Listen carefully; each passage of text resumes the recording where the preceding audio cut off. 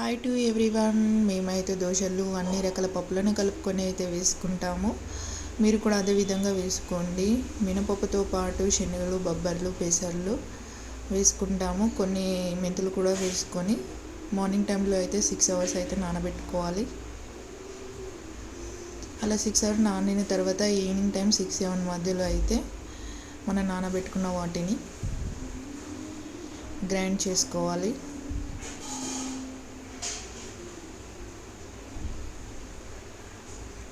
ఈ విధంగా గ్రైండ్ చేసుకొని ఒక గిన్నెలో వేసుకోవాలి.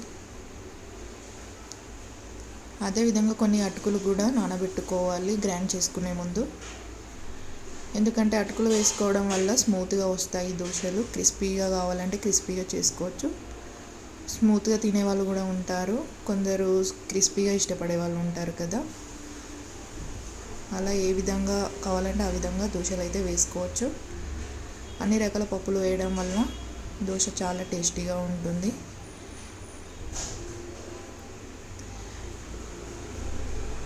ఇలా అటుకులు ఇది కూడా మిక్సీ చేసి దాంట్లోనే కలుపుకోవాలి.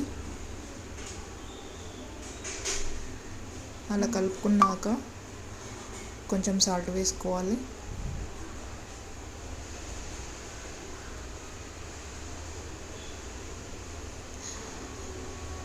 ఆ విధంగా కలుపుకున్నాకైతే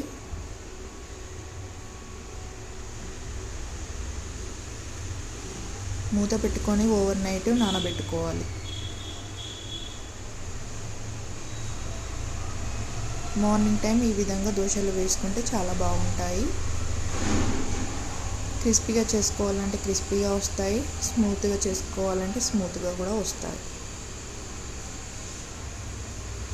అన్ని రకాల పప్పులు వేసుకోవడం వల్ల దోశ చాలా టేస్టీగా ఉంటుంది, ఎంతో హెల్దీ కూడా.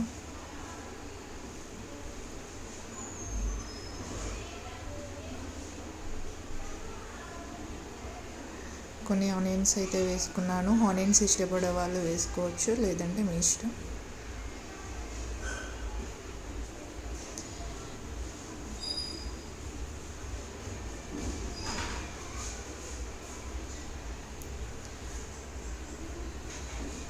ఫైనల్గా దోశ అయితే రెడీ అయిపోయింది ఫ్రెండ్స్.